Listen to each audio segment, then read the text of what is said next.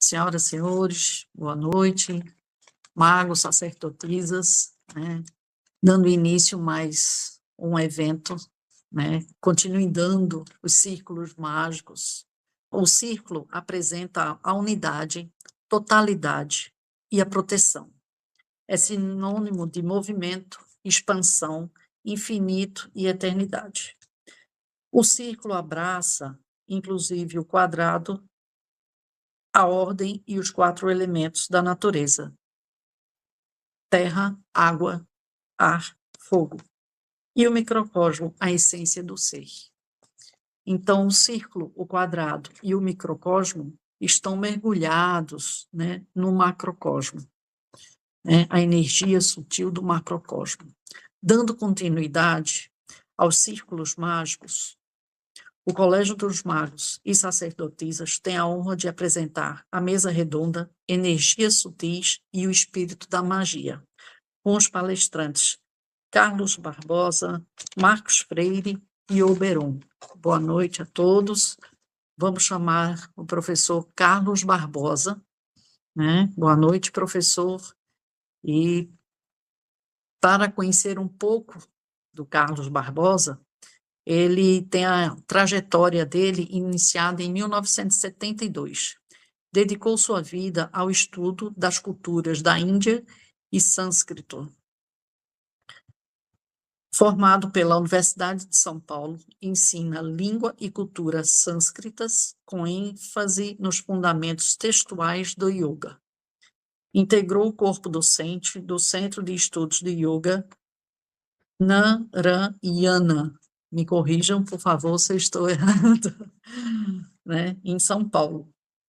É coautor do livro O Livro de Ouro do Yoga, e autor de obras A Meditação dos Yogis, e traduções fundamentais como os Yoga Sutras de Patanjali, e também Bhagavad Gita. Atualmente dedica-se à disseminação dos fundamentos textuais do yoga por meio de cursos online, livros e o site sanskritumforum.org. De todo caso, eu vou escrever ali para quem quiser anotar e conhecer um pouco mais do nosso palestrante que vai dar início agora. Boa noite, professor, por favor, a palavra é sua. Boa noite. Antes de mais nada, eu quero pedir desculpas pela voz, que está fraca, por algum tremor, porque eu tenho Parkinson, e isso atrapalha um pouquinho minha manifestação, minha apresentação das ideias. Mas eu vim aqui para falar sobre a busca do equilíbrio no espaço mítico.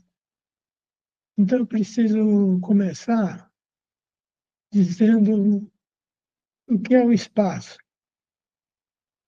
Porque nós todos vivemos no espaço e acreditamos que vivemos objetivamente dentro do espaço. Mas o espaço objetivo, que é esse espaço que nós vemos ao nosso redor, com cadeiras, mesas, montanhas, oceanos, gramados, animais, seres humanos, esse espaço não é o único que existe. Existe um outro espaço que não está manifestado fora, mas que interfere nesse espaço de fora. Esse espaço objetivo que a gente chama assim, porque é composto por todos os objetos que nos cercam. Esse outro espaço, que não é o espaço objetivo, é o espaço subjetivo.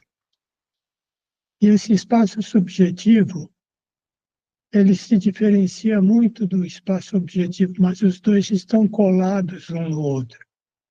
Se no espaço objetivo a gente tem uma geografia, no espaço subjetivo nós temos uma metageografia. Nós temos valores, princípios, ideias, noções que nós aplicamos ao que nós percebemos no espaço objetivo, dando a ele qualidades, dando a ele significações, e integrando os dois na experiência que nós temos da vida. A vida, de fato, não faz sentido se ela existisse só no espaço objetivo. A vida objetiva, ela é objetiva porque ela é objeto de percepção de alguém. Alguém precisa estar observando, desfrutando, experimentando a vida objetiva para que ela faça sentido. Alguém tem que dar sentido à vida objetiva. E esse alguém é o eu que habita dentro de nós, né? O eu que está por trás de todo mundo. Quem vê uma maçã, quem vê um automóvel andando na rua, é o eu que está dentro de nós. Mas o que seria desse automóvel, dessa maçã, das montanhas, das nuvens, se o eu não existisse? Então, nós vemos nesse processo de compreensão do espaço de vida, espaço vital, o espaço que nós habitamos e onde nós devemos transcorrer toda a nossa vida, nesse espaço nós vemos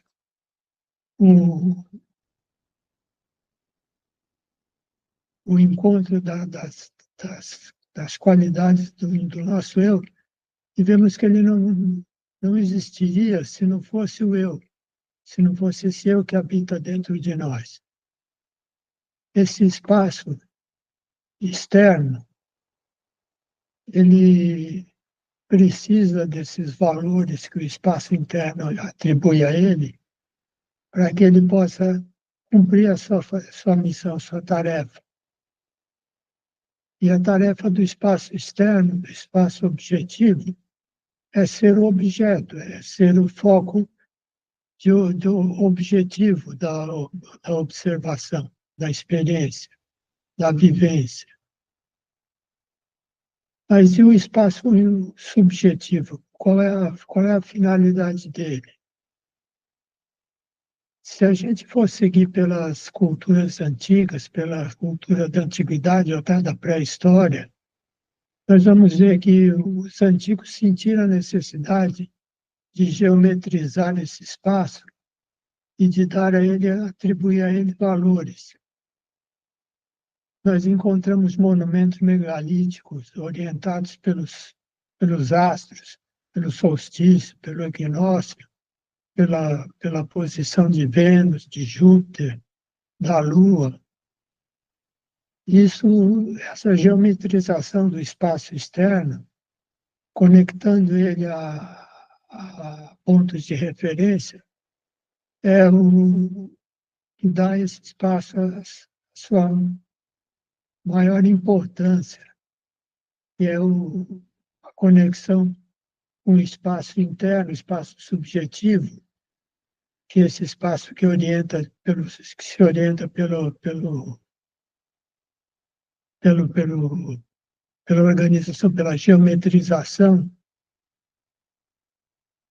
e dessa forma, ao conectar um com o outro, nós abrimos caminho para a manifestação do eu. O eu, ele só enxerga o mundo objetivo através do espaço subjetivo, através do espaço que é ocupado por mitos, por personagens míticas, por cenários míticos. É um espaço mítico. E o eu só se manifesta por meio desse espaço mítico.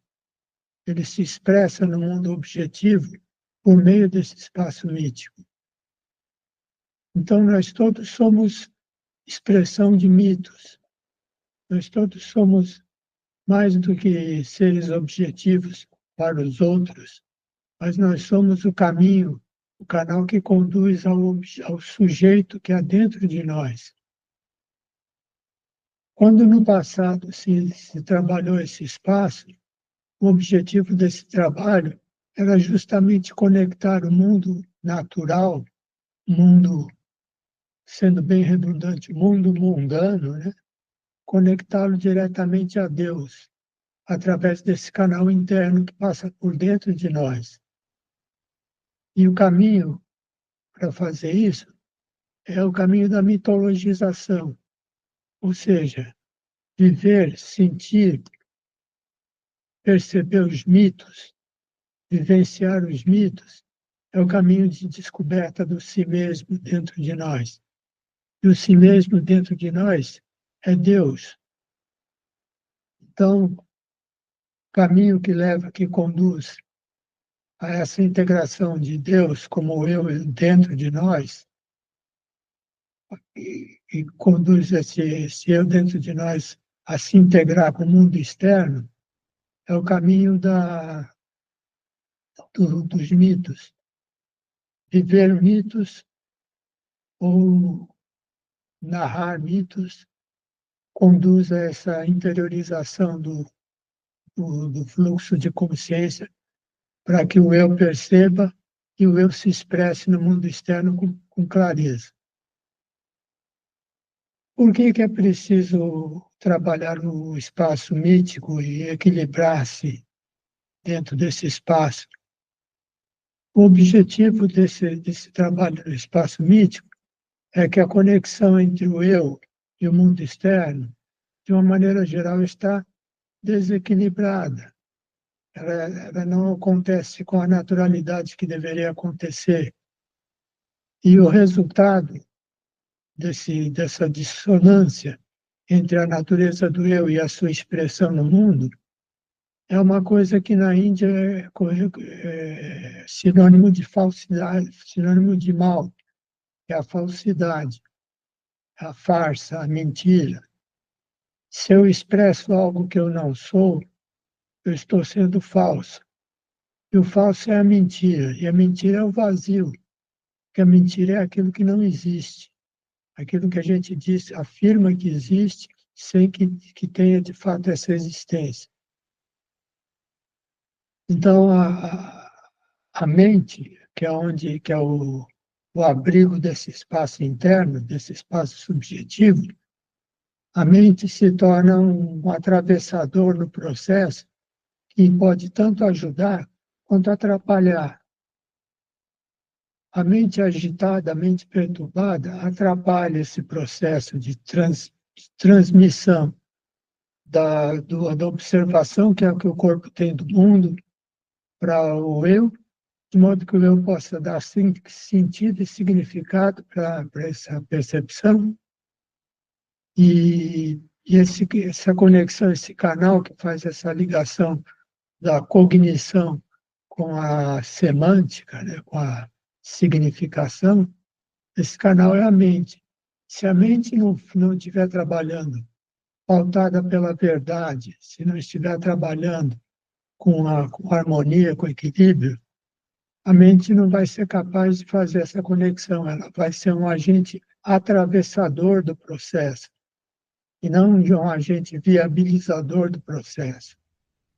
Então, na sua sabedoria primitiva, as sociedades pré-históricas perceberam que era preciso tranquilizar suas mentes para que houvesse paz, para que houvesse uma manifestação que a gente pode chamar, em tempos antigos, de xamânica, do Deus interno se expressando para o mundo externo, e do mundo externo alcançando o eu interno para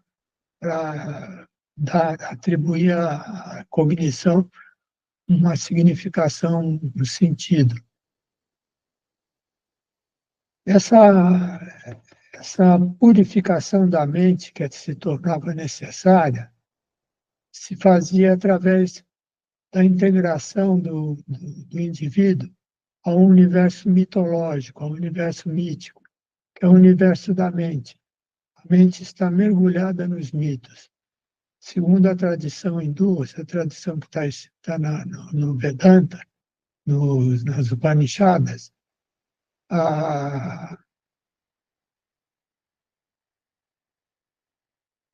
desculpa, de vez em quando me dá um branco.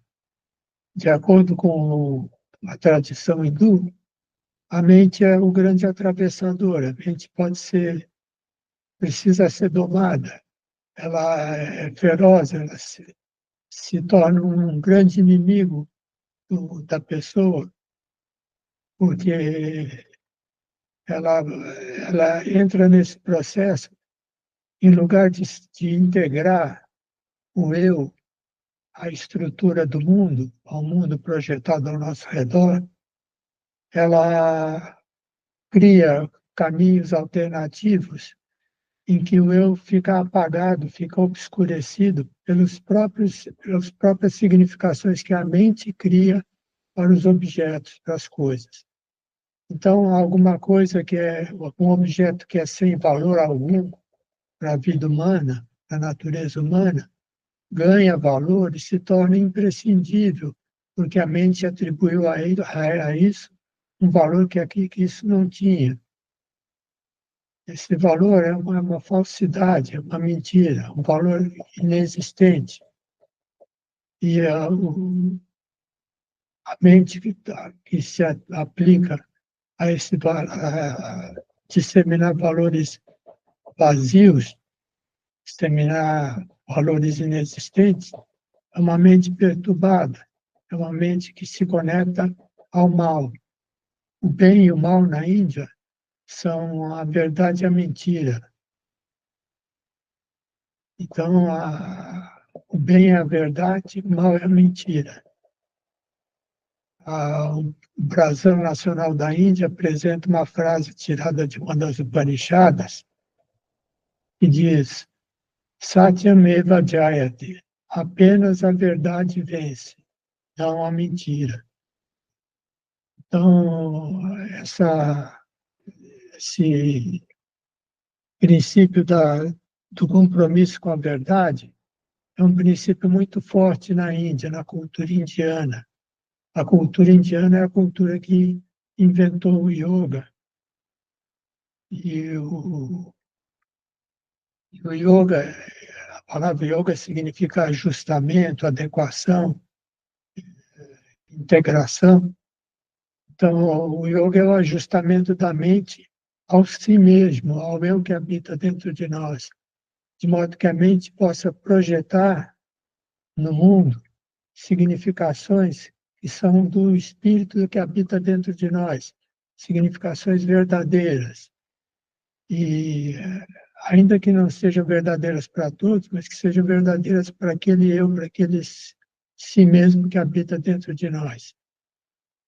E essa integração, para que a mente se torne esse canal perfeito, é que existe esse processo de geometrização da mente. Essa geometrização da mente deu origem ao que hoje a gente conhece como Vastuvidya, a ciência indiana, a ciência hindu da construção de objetos, de residências, e ela parte de uma qualificação do espaço subjetivo. O espaço objetivo, vamos retroceder um passo aqui. O objeto existe no mundo externo, no mundo objetivo, no mundo que nós vemos, ele tem diversas qualidades.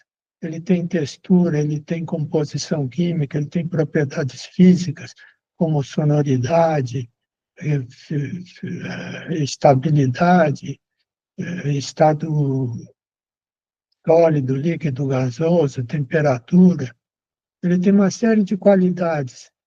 E essas qualidades servem apenas para objetos materiais, objetos do mundo externo. Mas no mundo interno, nós temos um espaço disponível, um espaço subjetivo, um espaço mítico, que também tem suas qualidades.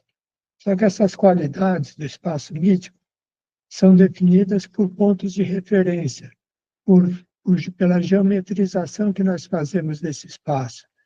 Cada círculo, cada quadrado, cada triângulo, cada traço que se faz nesse espaço define uma força, um princípio, um valor que pode se aplicar ao mundo externo.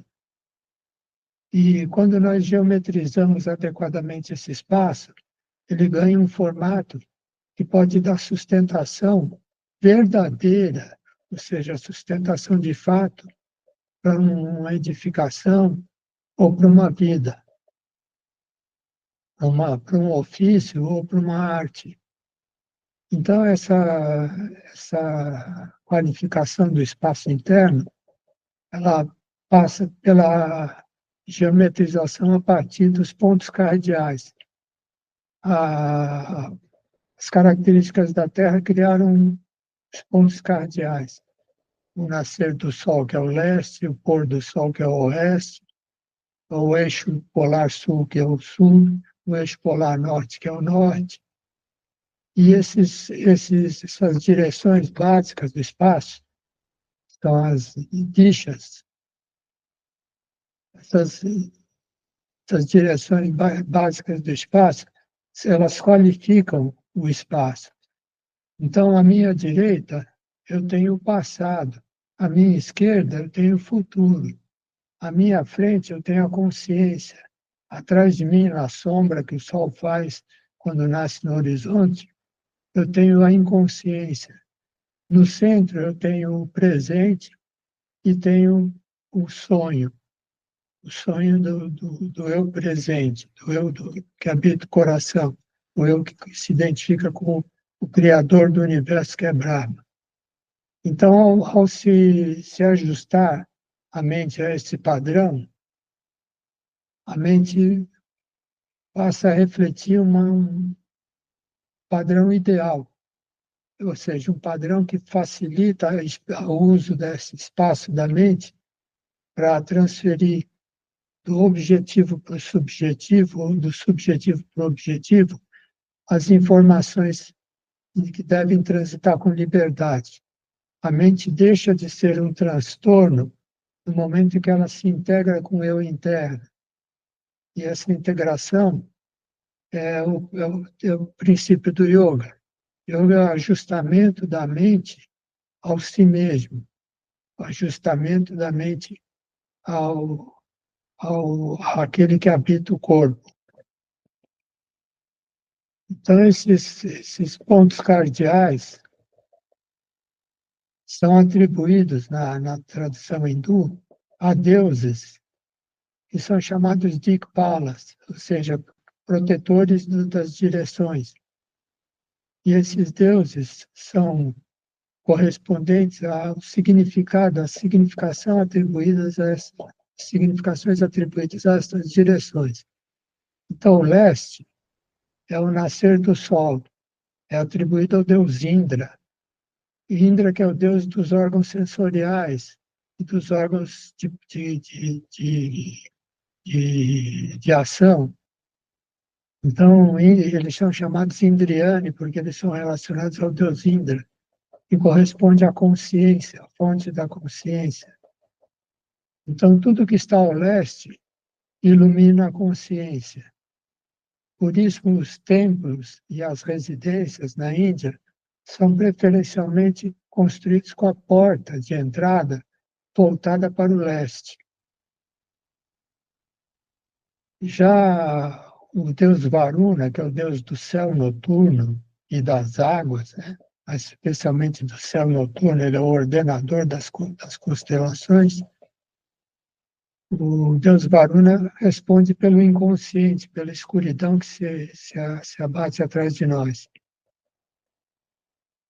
À direita, cuidando dos nossos ancestrais e do nosso passado, nós temos o deus Yama, o Deus que protege os mortos, que defende os mortos e que permite que a memória deles se preserve.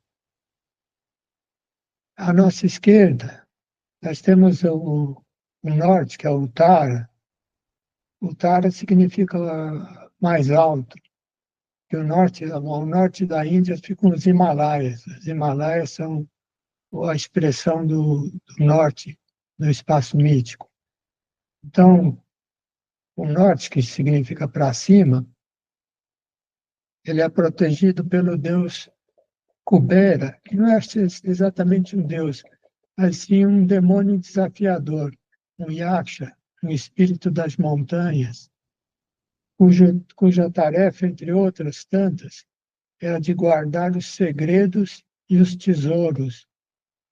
E esse guardar os segredos e os tesouros significa que ele guarda para a nossa descoberta futura, ele guarda coisas que nos aguardam no nosso futuro.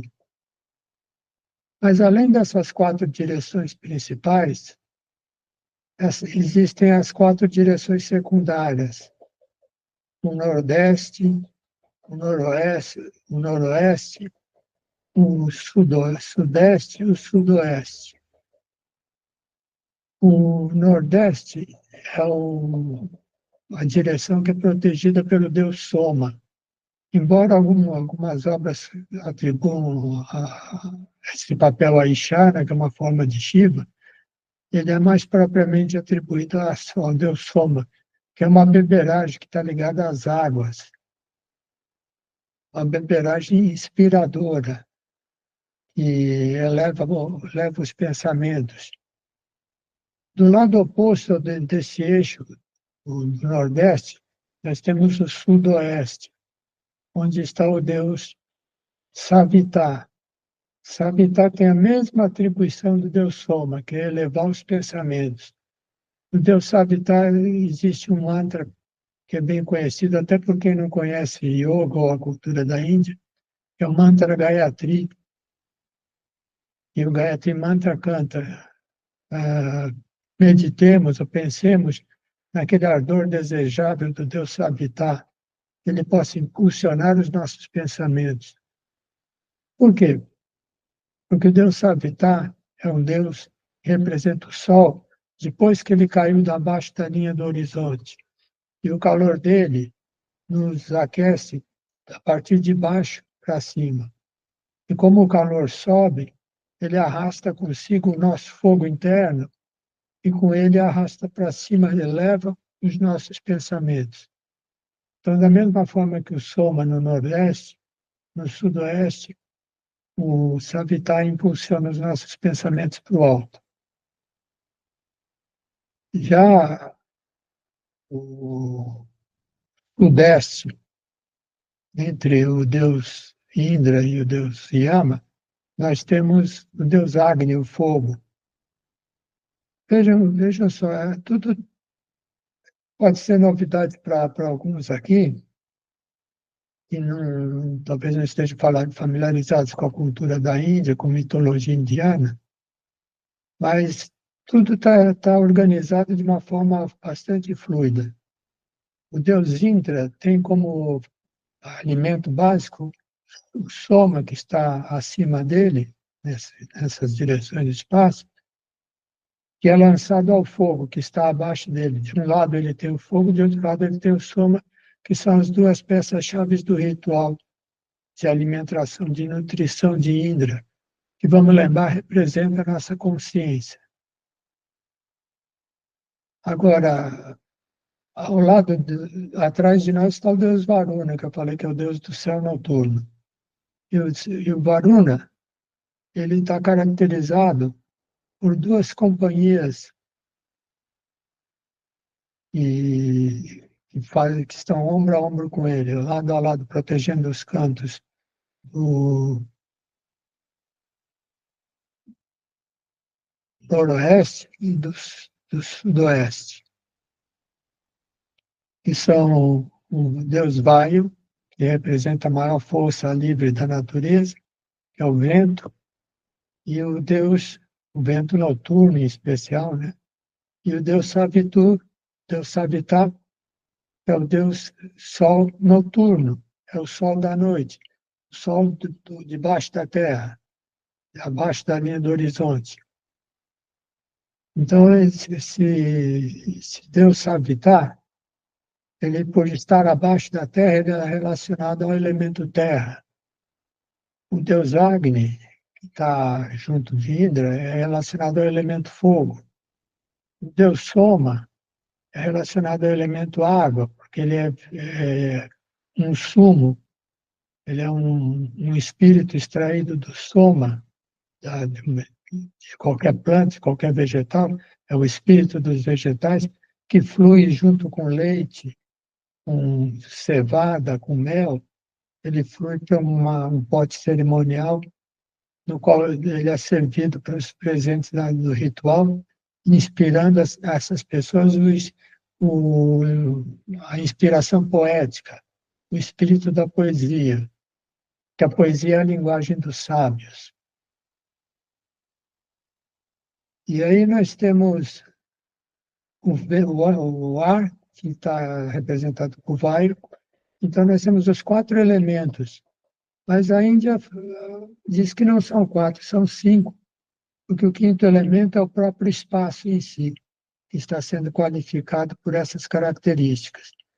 Então, o espaço, além de ele ter essa característica de ser dividido em direções diferentes, que nós temos, além dessas 4 direções, ou 8 direções primárias e secundárias, né?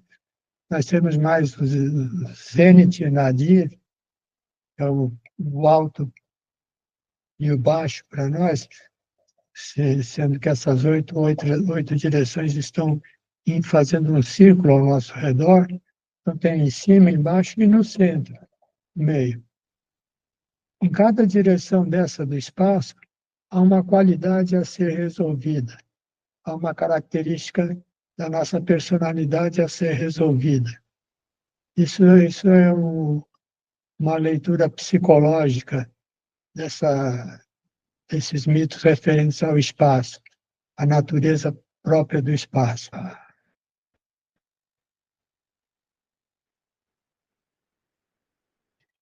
O espaço geometrizado, a mente, quando se geometriza, né, esse espaço da mente geometrizada, ela dá a entrada da fruição para as narrativas míticas. Os mitos entram dentro da mente como sopros purificadores. O mito é uma narrativa humana que reproduz um fenômeno celestial, um fenômeno que é mais do que humano, que é divino. Então, o mito traz para nós a natureza divina qualificada. Assim como nós dizemos que um doce está açucarado, ou que uma parede está áspera, nós podemos dizer que, com os mitos, nós qualificamos as pessoas, os animais, os vegetais, as rochas, qualificamos todos eles de uma maneira diferenciada.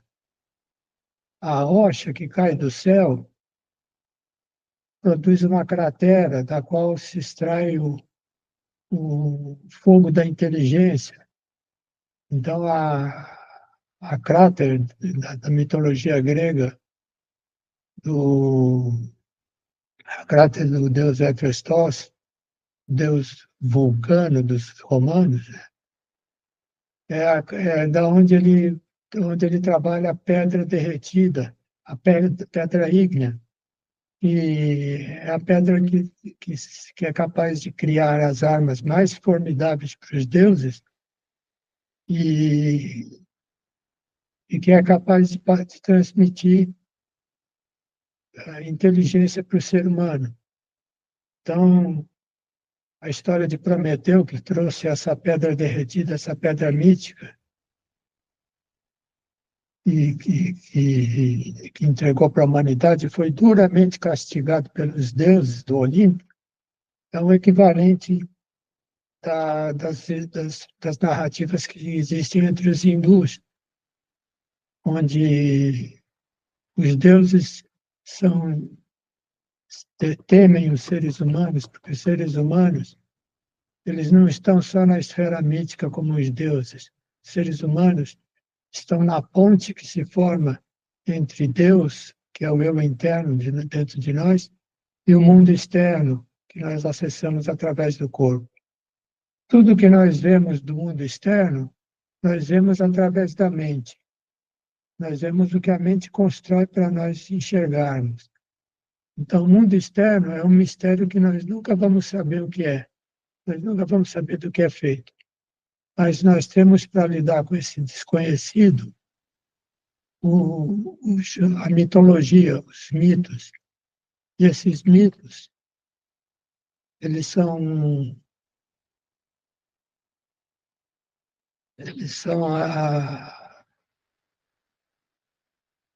a linguagem com a qual a mente se expressa, a linguagem com a qual nós conseguimos fazer essa transição e transformar o desconhecido e misterioso nada, né, o vazio que nós não percebemos do lado de fora, no mundo todo que nós conhecemos, no universo todo que nós conhecemos como verdadeiro.